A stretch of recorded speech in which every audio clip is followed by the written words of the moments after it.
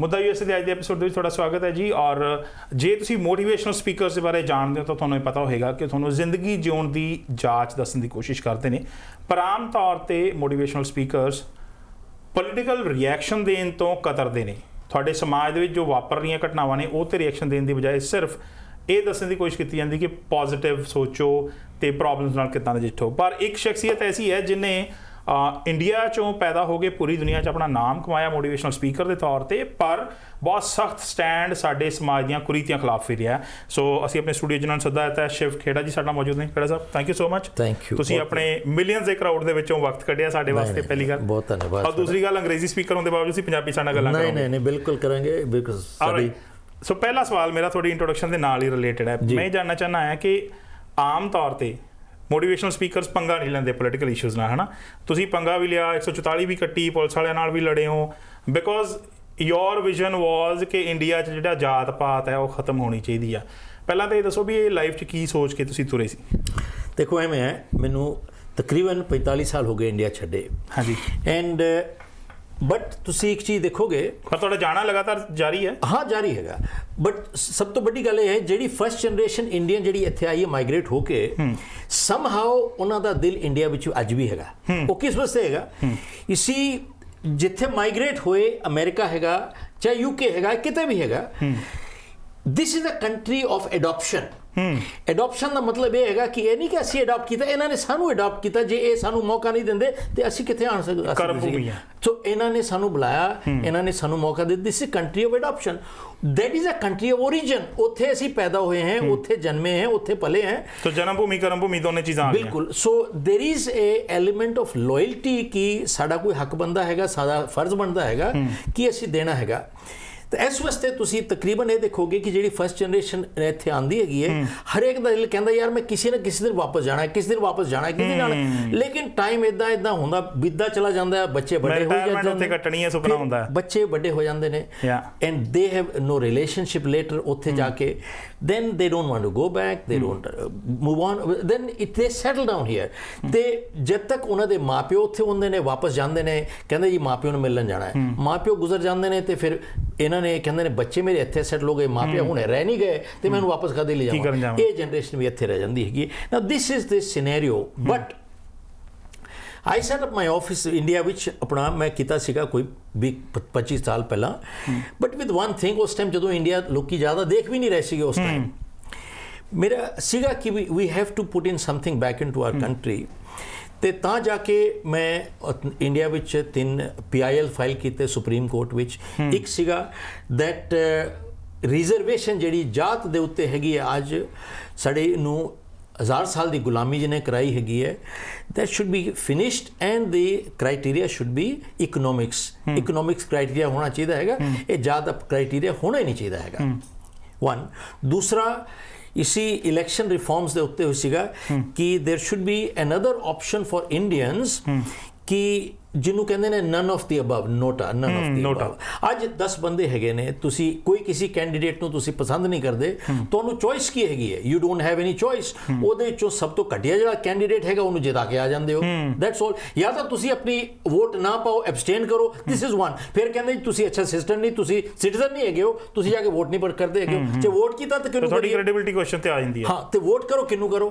ਤੇ then you make the worst person win. ਉਹ ਜਿੱਤ ਜਾਂਦਾ ਹੈਗਾ ਨਾ। Did you want him to win? Does he represent you? This is not democracy। ਤੇ ਅਸੀਂ ਇਹ ਕਿਹਾ ਹੈਗਾ ਕਿ ਇੱਕ ਆਪਸ਼ਨ ਹੋਰ ਹੋਣੀ ਚਾਹੀਦੀ ਹੈ, ਨੋਟਾ, none of the above। ਸੋ ਨੋਟਾ ਦੇ ਪਿੱਛੇ ਜਿਹੜੀ ਮੋਟੀਵੇਸ਼ਨ ਸੀ, ਜਿਹੜਾ ਕਾਰਨ ਸੀ, ਉਹ ਤੁਹਾਡੇ ਸਾਹਮਣੇ ਬੈਠੇ ਆ ਜਿਨ੍ਹਾਂ ਨੇ ਸ਼ੁਰੂ ਕੀਤਾ ਸੀ campaign. I was part of one of the petitioners, but important thing is ਅਸੀਂ ਉਹਨਾਂ ਨੂੰ ਇਹ ਕਿਹਾ ਸੀ ਦਵਿੰਦਰ ਜੀ ਕਿ if more than 50% people take the choice of nota, then election ਰੱਦ ਹੋਵੇ। Sir, then all these candidates should be disqualified for that one election and one upcoming election only from that one constituency only। This is democracy. ਹੁਣ India ਵਿੱਚ, America ਵਿੱਚ ਦੇਖੋ, ਤੁਸੀਂ Canada ਵਿੱਚ ਦੇਖੋ, there is something called right to recall. ਹਾਂ, recall ਦੀ option ਹੈ। ਰਿਕਾਲ ਦਿਖਾ ਦੇ, ਤੁਸੀਂ ਉਹਨਾਂ ਨੂੰ ਰਿਜੈਕਟ ਕਰ ਸਕਦੇ ਹੋ ਤੇ ਰਿਕਾਲ ਕਰਨ ਦੀ ਲੋੜ ਕੀ ਹੈਗੀ? Recall is not easy. ਤੁਸੀਂ ਇਹ ਤਾਂ after the event when damage has been done, ਹੁਣ ਤੁਸੀਂ ਰਿਕਾਲ ਕਰਨ ਜਾ ਰਹੇ ਹੋ, ਤੁਸੀਂ ਚੈੱਕ ਕਰਦੇ ਹੋ, ਤੁਸੀਂ ਪਹਿਲਾਂ ਕਰੋ ਉਹਨੂੰ। ਸੋ ਸੈਡਲੀ ਸੁਪਰੀਮ ਕੋਰਟ ਨੇ ਜਿਹੜੀ ਜਜਮੈਂਟ ਦਿੱਤੀ ਹੈਗੀ ਹੈ ਵਾਸ ਅ ਡਿਸਗ੍ਰੇਸਫੁਲ ਜਜਮੈਂਟ ਇਨ ਮਾਈ ਓਪੀਨੀਅਨ। ਉਹਨਾਂ ਨੇ ਜਿਹੜੀ ਜਜਮੈਂਟ ਦਿੱਤੀ ਹੈਗੀ ਹੈ ਉਹਨਾਂ ਨੇ ਖਾਲੀ ਇੱਕ ਨੋਟਾ ਦੀ ਆਪਸ਼ਨ ਪਾਤੀ ਹੈਗੀ ਹੈ, but they have not given ਦੇ what if more people take nota, then what? None of them get disqualified anyway. So as sadly तो ਬਗੈਰ ਦੰਦਾਂ ਵਾਲੀ ਗਰਾਰੀ ਬਣਾਤੀ, ਐਕਸ਼ਨ ਕੋਈ ਨਹੀਂ ਹੋਣਾ। ਦੁੱਖ ਦੀ ਗੱਲ ਇਹ ਹੈਗੀ ਹੈ ਕਿ ਜਿਹੜੀ ਆਪਣੀ ਕੰਟਰੀ ਵਿੱਚ ਆਪਣੇ ਆਪ ਬੰਦੇ ਜੇ ਅਸੀਂ if you are out to hurt our own country, ਆਪਣਾ ਮੁਲਕ ਨੂੰ ਹਰਟ ਕਰਨ ਵਾਸਤੇ ਬੈਠੇ ਹੈਗੇ, ਦੈਨ ਬਾਹਰ ਵਾਲਾ ਕੌਣ ਸੰਭਾਲੇਗਾ ਯਾਰ? ਕੋਈ ਵੀ ਨਹੀਂ ਆਏਗਾ ਬਾਹਰ ਵਾਲਾ। So we have to come up from within and that's all. But anyway ਮੈਂ ਹੁਣ ਨਵੀਂ ਫਾਈਲ ਕਰ ਰਿਹਾ ਹੈਗਾ to make this change in the nota which brings some truth on to this, ਕਮ ਸੇ ਕਮ ਕੋਈ ਉਹਦਾ ਅਸਰ ਤਾਂ ਹੋਣਾ ਚਾਹੀਦਾ ਹੈਗਾ, ਤਾਂ ਇਹਦਾ ਫਾਇਦਾ ਹੀ ਕੋਈ ਨਹੀਂ ਹੈਗਾ। ਓਕੇ, ਤੁਸੀਂ ਇਹਦੇ ਨਾਲ ਇੱਕ ਚੀਜ਼ ਜਿਹਦੇ ਤੇ ਬਹੁਤ ਕਨਸੈਂਟਰੇਟ ਕਰਦੇ ਹੋ, ਪਹਿਲਾਂ ਤਾਂ ਬਹੁਤ ਸਾਰੇ ਲੋਕਾਂ ਨੇ ਸੁਣੀਆਂ ਹੋਣੀਆਂ ਨੇ ਸ਼ਿਵ ਖੇੜਾ ਜੀ ਦੀਆਂ ਕਿਤਾਬਾਂ ਜਿਹੜੀਆਂ ਜਿਹੜੀ ਤੇ ਕਈ ਦਹਾਕਿਆਂ ਤੋਂ ਤੁਹਾਡੇ ਸਾਹਮਣੇ ਲਗਾਤਾਰ ਚੱਲੀ ਆ ਰਹੀ ਹੈ, ਯੂ ਕੈਨ ਵਿਨ, ਜਿਹੜੀ 4 ਮਿਲੀਅਨ ਕਾਪੀਆਂ ਟੱਪ ਚੁੱਕੀ ਹੈ, 3.7 ਮਿਲੀਅਨ ਕਾਪੀਜ਼ ਇਹ ਟੱਪ ਚੁੱਕੀ ਹੈ। ਔਰ ਨਵੀਂ ਪੁਸਤਕ ਜਿਹਦੀ ਹਾਲੇ ਜਿਹੜੀ ਲੋਕਾਂ ਨੂੰ ਸਮਰਪਣ ਹੋਣੀ ਹੈ, ਯੂ ਕੈਨ ਅਚੀਵ ਮੋਰ, ਇਹ ਅਸੀਂ ਐਕਸਪੋਜ਼ ਕਰ ਰਹੇ ਹਾਂ ਪਹਿਲੀ ਵਾਰੀ, ਰਾਈਟ? ਆਲਰਾਈਟ, ਸੋ ਇਹ ਬੁੱਕ ਜਿਹੜੀ ਹੈ ਸ਼ਿਵ ਖੇੜਾ ਜੀ ਦੀ ਆਉਣ ਵਾਲੀ ਹੈ। ਸੋ ਇਹ 2 ਕਿਤਾਬਾਂ ਨੇ ਜਿਹੜੀਆਂ ਮੋਟੀਵੇਸ਼ਨ ਦੀ ਗੱਲ ਕਰਦੀਆਂ ਨੇ, ਤੁਹਾਨੂੰ ਜ਼ਿੰਦਗੀ ਜਿਉਣ ਦੇ ਢੰਗ ਦੀ ਗੱਲ ਕਰਦੀਆਂ ਨੇ, ਪਰ ਵਾਂਸ ਅਗੇਨ ਇੱਕ ਪੋਲੀਟੀਕਲ ਸਟੈਂਡ ਪੁਆਇੰਟ ਕਲੀਅਰ ਕਰਦਿਆਂ ਗੱਲ ਕਰਨ ਵਾਲੇ ਸ਼ਖਸ ਦੀ ਅਸੀਂ ਗੱਲ ਕਰ ਰਹੇ ਹਾਂ। ਤੁਸੀਂ 45-43 ਸਾਲ ਤੁਹਾਨੂੰ ਹੋ ਚੁੱਕੇ ਨੇ, ਰਾਈਟ? ਪਰ ਤੁਹਾਡਾ ਇੰਡੀਆ ਆਉਣਾ ਜਾਣਾ ਲਗਾਤਾਰ ਜਾਰੀ ਹੈ। ਸੋ ਆਬਜ਼ਰਵੇਸ਼ਨ ਜਿਹੜੀ ਹੈ ਸੋਸਾਇਟੀ ਦੀ ਤੁਸੀਂ ਲਗਾਤਾਰ ਕਰ ਰਹੇ ਹੋ।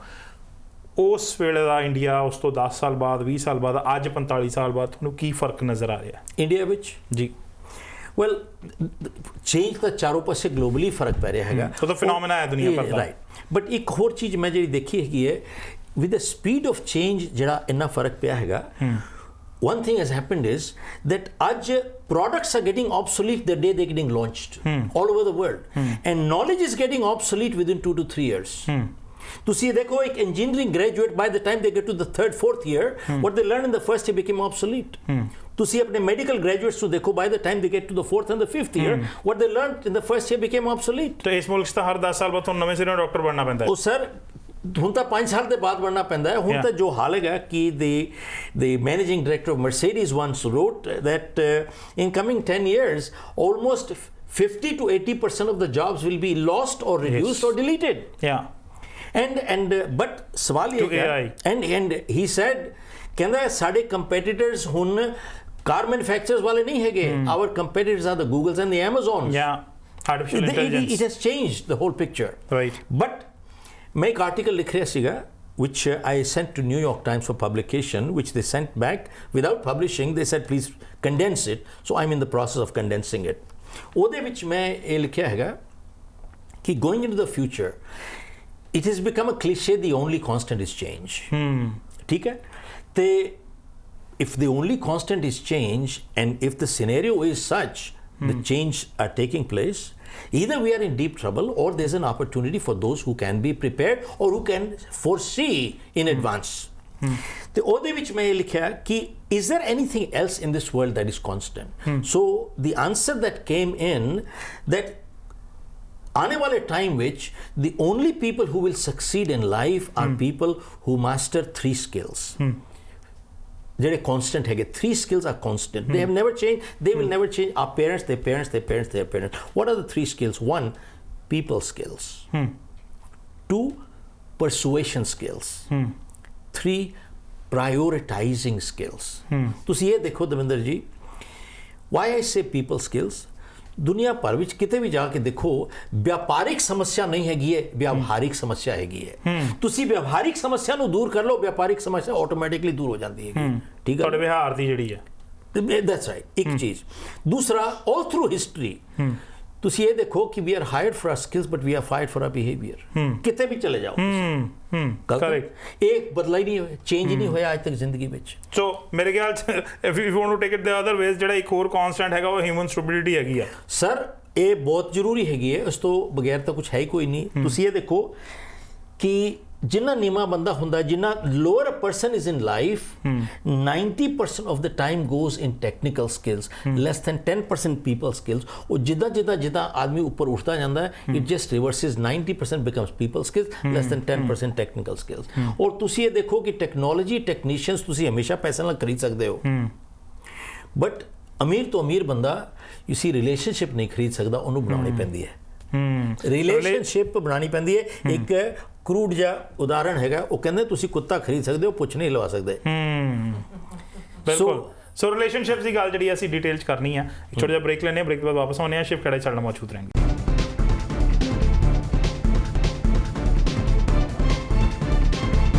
ਬ੍ਰੇਕ ਬਾਅਦ ਗੱਲਬਾਤ ਦਾ ਸਿਲਸਿਲਾ ਫਿਰ ਜਾਰੀ ਹੈ। ਸ਼ਿਵ ਖੇੜਾ ਜੀ ਦੇ ਨਾਲ ਬ੍ਰੇਕ ਤੇ ਜਾਣ ਤੋਂ ਪਹਿਲਾਂ ਗੱਲ ਹੋ ਰਹੀ ਸੀ ਰਿਸ਼ਤਿਆਂ ਦੀ, ਔਰ ਸ਼ਿਵ ਜੀ ਜਿਹੜੇ ਰਿਸ਼ਤਿਆਂ ਦੇ ਨਿਗਾਰ ਦੀ ਗੱਲ ਤਾਂ ਮੈਂ ਜ਼ਰੂਰ ਕਰਨਾ ਚਾਹੁੰਦਾ, ਪਰ ਤੁਸੀਂ ਮੈਨੂੰ ਇੱਕ ਗੱਲ ਦੱਸੋ, ਹੁਣ ਪਿਛਲੇ 40-45 ਸਾਲ ਦੇ ਤਜਰਬੇ ਦੇ ਵਿੱਚ ਜੇ ਅਸੀਂ ਓਵਰਆਲ ਸਿਚੁਏਸ਼ਨ ਦੇਖਦੇ ਹਾਂ, ਆਮ ਤੌਰ 'ਤੇ ਕਹਿੰਦਾ ਜੀ ਦੁਨੀਆ ਮੈਚਿਓਰ ਹੋ ਰਹੀ ਹੈ, ਦੁਨੀਆ ਨੂੰ ਅਕਲ ਆ ਰਹੀ ਹੈ, ਇਨਫੋਰਮੇਸ਼ਨ ਵੱਧ ਰਹੀ ਹੈ, ਪਰ ਜੇ ਅਸੀਂ ਪੋਲੀਟੀਕਲੀ ਤੁਸੀਂ ਪੋਲੀਟੀਕਲ ਸਟੈਂਡਸ ਬੜੇ ਲੈਣੇ, ਇਸ ਲਈ ਮੈਂ ਪੋਲੀਟੀਕਲ ਕੁਐਸਚਨ ਤੁਹਾਡੇ ਤੱਕ ਲਿਆ ਰਹੇ ਹਾਂ।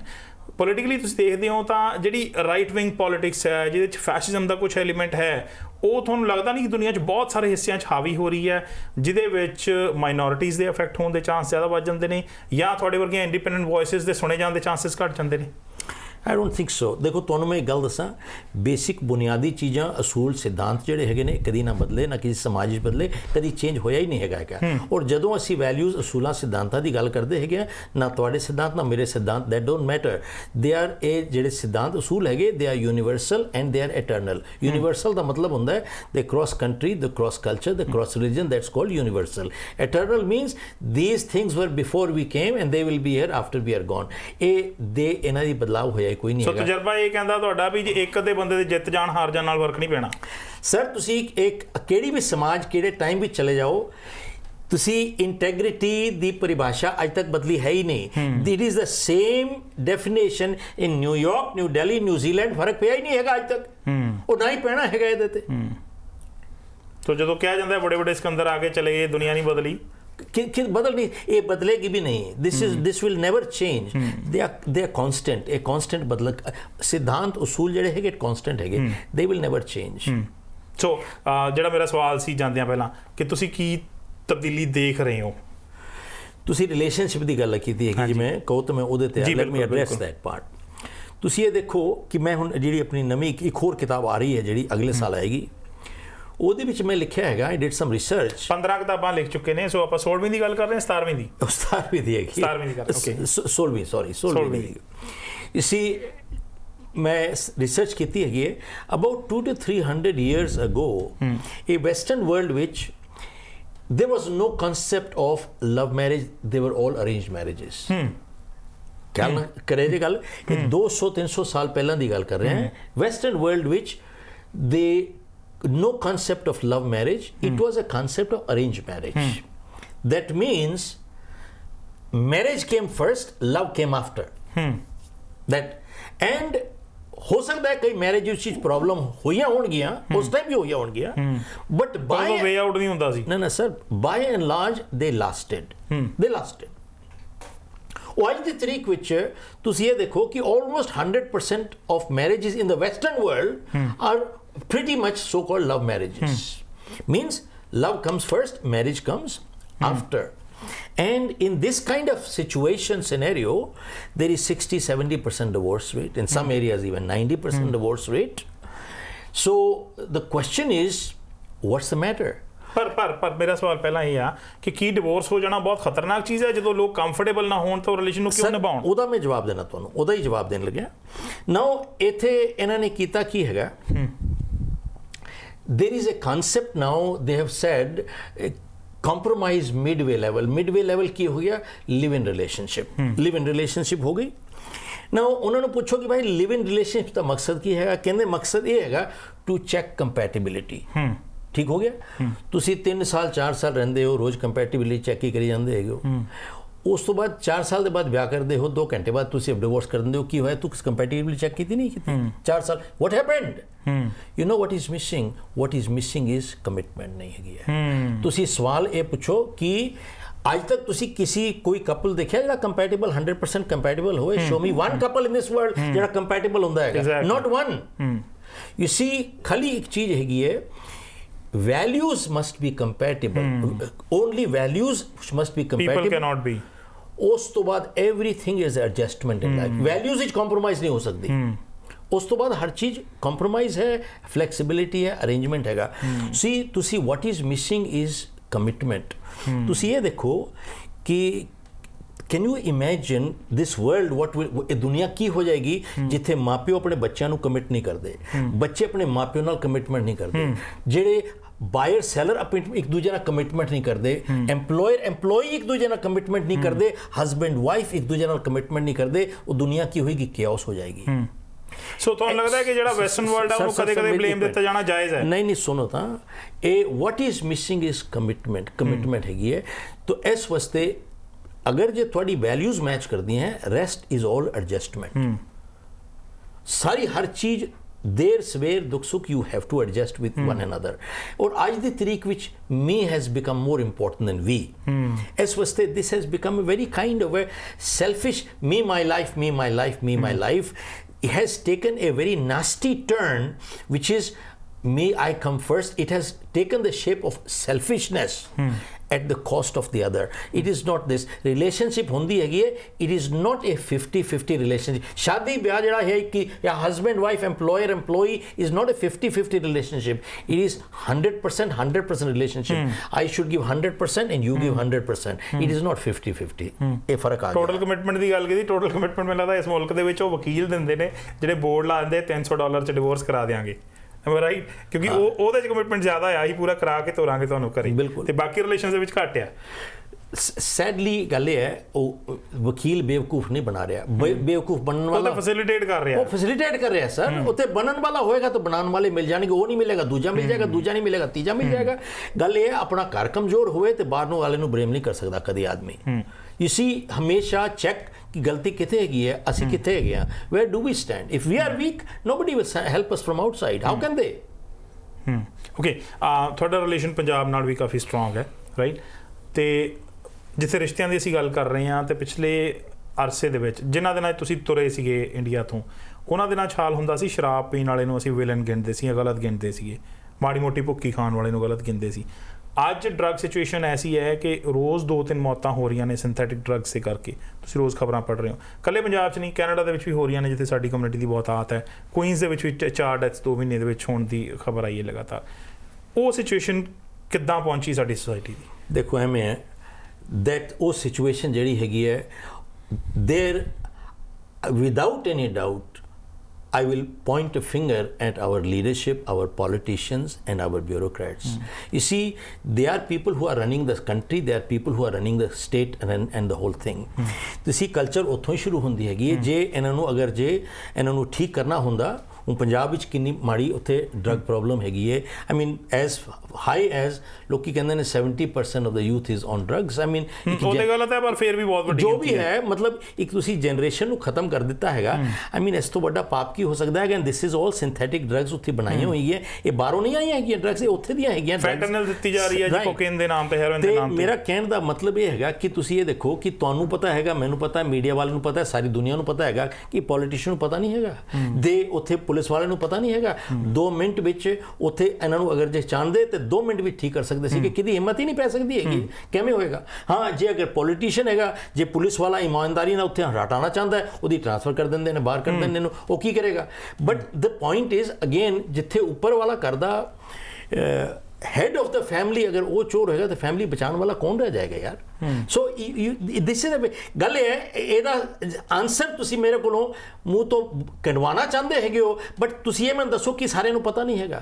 ਡਸਨਟ ਐਵਰੀਬਡੀ ਨੋ? ਤੁਹਾਨੂੰ ਆਪ ਨਹੀਂ ਪਤਾ ਹੈਗਾ, ਮੈਨੂੰ ਪਤਾ ਹੈਗਾ, ਜੇ ਸਾਰਿਆਂ ਨੂੰ ਪਤਾ ਹੈਗਾ। But the point is, the sad part is that ਜਿਸ ਲੀਡਰਸ਼ਿਪ ਵਿੱਚ ਗੱਦਾਰੀ ਭਰੀ ਹੋਵੇ ਤੇ ਉਸ ਨੂੰ ਕੀ ਕਰੋਗੇ? ਦ ਵਰਡ ਇਜ਼ ਗੱਦਾਰੀ ਹੈਗੀ ਹੈ।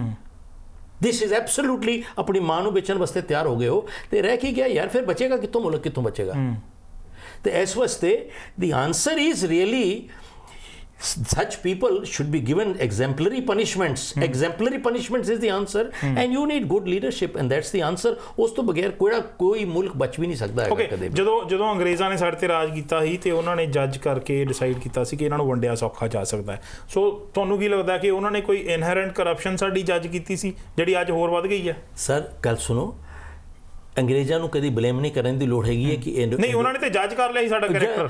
ਉਹ ਕਹਿੰਦੇ ਨਾ ਕਿ ਇਹਨਾਂ ਨੇ ਡਿਵਾਈਡ ਐਂਡ ਰੂਲ ਕੀਤਾ ਸੀਗਾ ਸਾਡੇ ਤੇ। ਅਸੀਂ ਡਿਵਾਈਡ ਹੋਏ ਆ? ਨਹੀਂ ਸਰ, ਅਸੀਂ ਪਹਿਲੇ ਡਿਵਾਈਡਡ ਸੀ, ਉਹਨਾਂ ਨੇ ਖਾਲੀ ਆ ਕੇ ਰੂਲ ਕੀਤਾ ਸਾਡੇ ਤੇ। ਡਿਵਾਈਡਡ ਪਹਿਲਾਂ ਨਹੀਂ ਹੁੰਦੇ ਤਾਂ ਇਹ ਰੂਲ ਕਿੱਦਾਂ ਕਰਦੇ ਸਾਨੂੰ? ਐਗਜ਼ੈਕਟਲੀ। ਸੋ ਦੇ and not only that, you go back into history. ਤੁਸੀਂ ਗੁਰੂ ਤੇਗ ਬਹਾਦਰ ਦੇ ਟਾਈਮ ਚਲੇ ਜਾਓ, ਗੁਰੂ ਗੋਬਿੰਦ ਸਿੰਘ ਜੀ ਦੇ ਟਾਈਮ ਚਲੇ ਜਾਓ ਤੁਸੀਂ। ਉਹਨਾਂ ਨੇ ਲੜਾਈਆਂ ਕੀਤੀਆਂ ਜਦੋਂ ਔਰੰਗਜ਼ੇਬ ਨਾਲ, ਔਰ ਸਾਰਿਆਂ ਨੂੰ ਉਹਨਾਂ ਦੇ ਉੱਤੇ ਆਪਣੀ ਕੁਰਬਾਨੀਆਂ ਦਿੱਤੀਆਂ ਹੈਗੀਆਂ। ਉਹ ਬਾਕੀਆਂ ਦੇ ਰਜਵਾੜੇ ਸੀਗੇ, ਉਹ ਸਪੋਰਟ ਕਰਦੇ ਸੀ ਮੁਗਲਾਂ ਨੂੰ, ਤੇ ਅਸੀਂ ਆਪਣੇ ਬੰਦਿਆਂ ਨੂੰ ਖੁਦ ਹੀ ਮਰਵਾਇਆ ਹੈਗਾ। ਤਾਂ ਉਸ ਟਾਈਮ ਕਿੱਥੇ ਗਏ ਉਹ ਸਾਰੇ? The point is that these are the things that actually has destroyed our country. So I mean, how can we say anything about anyone outsiders?